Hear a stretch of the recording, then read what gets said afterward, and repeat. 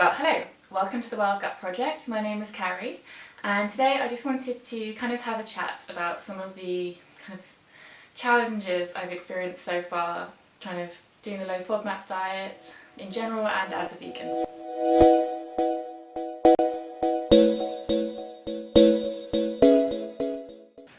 So I've made a list of 10 things, and some of them I've kind of found solutions for and some of them I haven't. So if you can relate to any of them or you found a way to deal with it, like please comment down below and like, yeah, let's just have a discussion and help each other out, because I'm sure I'm not the only one that's found, I don't know. First one, found an issue with having really small portions of certain vegetables. So the first issue that I found really hard is that generally, like, the school of thought I always went by was you can't have too many vegetables, you can't have too much of a vegetable, have as much as you want.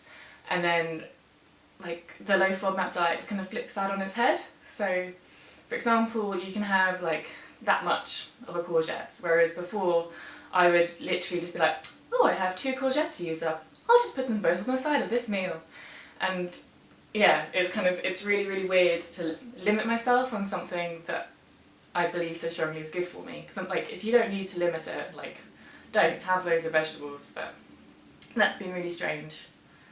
Yeah, so I've been eating a lot more of the traces only vegetables, and then really kind of cherishing the bacteria, the food that I can, the vegetables I can eat a small amount of. So yeah, I'd be interested to know if you found that just really weird. It's hard to explain. People are like, what? But avocado's so good for you, and you're like, but I can only have 1/8. Yeah, baffling, bizarre, big challenge. The second challenge I found is probably a really obvious one, and that's eating out. Vegan is really easy, in England at least, everyone understands what it means. There's none of this sort of oh, so you only eat fish kind of misunderstanding. It's everyone knows vegan.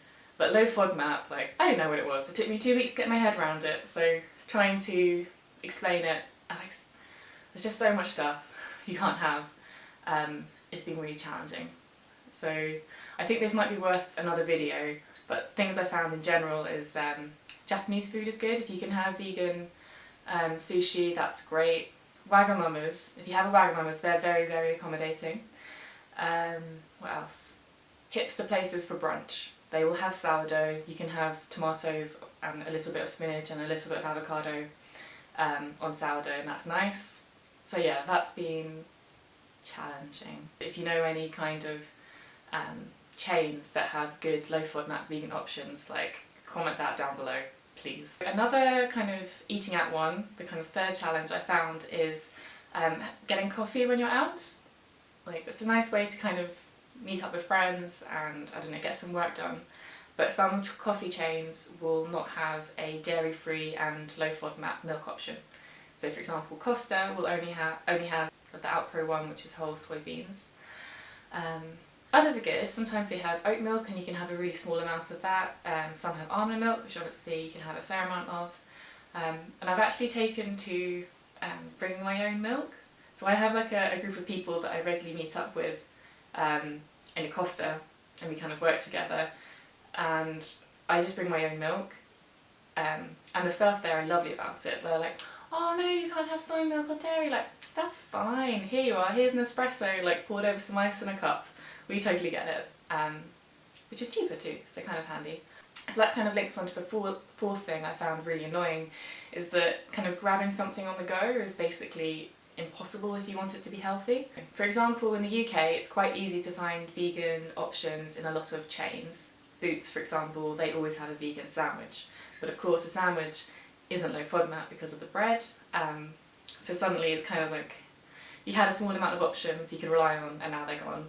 And there was a time when I was really hungry and I hadn't eaten for ages, and the only shop I could find, the only thing in there I could have was some salt and vinegar crisps, so I had 2 bags of salt and vinegar crisps, which isn't something I want to make a habit of. It was fine and it got me through, but if you know any kind of, yeah, I guess chains again that you can rely on, and we can all find where you can get a small meal or snack on the go that's low FODMAP and vegan, please share that golden knowledge. Actually, I was thinking, well, I've been experimenting a bit and I've come up with some kind of easy to store, batch cook, snacky things you can bring out with you that's low FODMAP and vegan, so I'll definitely make a video about that because being organised in general I think is the only way to approach this. Right, the fifth challenge is a bit of a weird, well, it's a bit of an annoying one because if you're vegan you will know that people always question your protein intake. It's something like everyone becomes your nutritionist and they want to make sure you're getting enough protein, and it's really, really easy. Like, you don't have to think about it if you're a vegan and getting enough protein, because if you're eating something like beans or tofu or even rye bread, like if one of those slices of dense rye bread has 7 grams of protein in, like that's more than an egg. So a couple of those in the morning, you've had a third of your daily intake. Like, you just don't have to think about it. But obviously beans and like a sizable portion of lentils, hummus, are all kind of ruled out on the low FODMAP diet, so I've actually had to think about it, which is really frustrating. My general tactic so far is putting lots of seeds and nuts with all my meals because they're delicious, and most of them you can actually have quite a lot and it's low FODMAP. And yeah, I've been having a lot more tofu than I used to. Obviously getting tempeh when I can find it, that's something that isn't that easy to buy. But yeah, just having to be organised about protein is a challenge I don't appreciate. So the sixth one is probably very obvious, but at some point, as a sociable person, you're going to be going around a friend or family's house for dinner, and they're going to want to cook you food, and you're going to have to try and explain, like, oh, I can't have this, like no onion, no garlic, and it's tricky, it's really tricky. I've kind of only had 2 instances of it so far where it's actually been okay. So it's my birthday very soon, this Sunday, and last week I had like a family gathering birthday party thing, and my mum had made lots of kind of salady stuff for everyone which I could have, and then I just brought my own kind of vegan low FODMAP thing to have. So that's one option, bring your own. And that was quite casual anyway, so it didn't feel weird, and yeah, that's alright.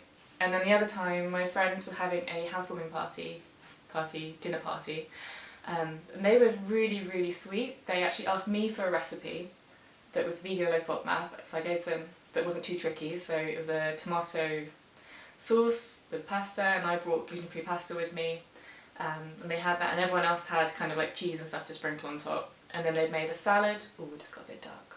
And then like for the dessert they bought cheesecake, but then they brought me some dark chocolate, which was really sweet, and I really appreciated it. So that was okay. So I think offering to bring your own stuff, being like, look, it took me 2 weeks to get my head around it, like I don't expect you to go out of your way so I can bring some food. But yeah, what's your experience being kind of trying to explain it to other people? If you have any tips or tricks, again, share the love. So the 7th issue or challenge has been kind of related back to the portion sizes of vegetables, is that in general portion sizes are quite limited. So like a meal in general can't be that big. Like if you can only have kind of about 1 cup of rice, like it's not that much food. So you have to have kind of several meals a day to have enough to eat. And that's just been really, really weird because I'm not naturally a snacker. Like my kind of ideal way of eating is like 2 or 3 really big meals in a day, and then like put lots of love and care into those, and then not worry about it. Like just get on with whatever you're doing, you don't have to worry about food. But now I have to constantly be like, okay, well this is quite a small meal, I'm going to have to eat in a few hours time, like make sure I bring stuff with me. So that's just been an adjustment, which is really annoying. It's annoying having to think this much about food. So if you have any like tips or ways to kind of, I don't know, deal with that, I'd appreciate it. Or if you can relate, it'd be nice to know that I'm not the only person that's kind of annoyed about how much I have to think about food. So this one I think is for everyone and not just vegans. Anyone on the low FODMAP diet is like, they put garlic everywhere. Everywhere is just full of garlic. It's like, I don't know, granola bar, they put some garlic in there. If you're vegan, you'll probably remember a time when you were checking packaging and they somehow put milk protein in everything. Like that was just really, I don't know, you want to buy some crisps and there's milk protein in there. You want to buy granola bars, there's milk protein in there. There's tomato sauce, there's milk protein in there. Like garlic is kind of the new ubiquitous additive. And like, so for example, spice mixes, then I had to go through my cupboard and realise that all of the spice mixes I had, so like chili spices, I don't know, ras el hanout, that stuff all has lots of garlic in. It's really annoying. I think the other really annoying thing about garlic is that unlike milk protein, it's not an allergen, so you just have to actually read the label because it won't be in bold and easy to spot. You have to actually go, garlic. The ninth one is, I think, another general low FODMAP complaint, and that's that gluten-free food is really gross. Like, I feel very sorry for my friend with celiacs. Like, I knew it was hard, but like, gluten-free food isn't nice. So thank God for sourdough. Some of the pasta is okay. I'm okay with some of the pasta, but like the bread isn't good. So sorry about that video I did with the wrap. It's all about the sourdough. The final one is maybe a bit more personal to me, is that I don't really drink very much. I have a type of vertigo at the moment that hopefully will be treated soon, but it means that the room kind of spins a lot for me, and it feels really bad if I drink more than like one drink, so I tend not to drink at all. But the soft drinks available are generally all really full of artificial sweeteners, which is obviously not low FODMAP. And then there's lots of fruit juice ones as well, and they all have apple juice in. It's just a bit annoying not having much choice. I always have to kind of have, I don't know, fizzy water with like some fresh lime, not lime cordial, because that kind of that. So yeah, it's a bit annoying. If you found any kind of drinks that you can kind of rely on that are vegan and low FODMAP and non-alcoholic, I would appreciate knowing what they are. Recently I learned that Diet Pepsi, not vegan. Like, what? So unnecessary. That's a different issue, but still. Oh, it's a bit cold now. So those are kind of the main challenges that I've kind of dealt with so far. Some of them I know what to do about them, others are a bit more of an adjustment. So yeah, it'd be really interesting to know what kind of issues you come up against following the low FODMAP diet. Yeah, let's kind of help each other out. So if someone comments a problem down below, it'd be really cool if you have a solution to share your advice. That'd be quite nice. Build a community. Yeah, thank you for watching. I will see you in my next video. Bye. Oh, and sorry about the light.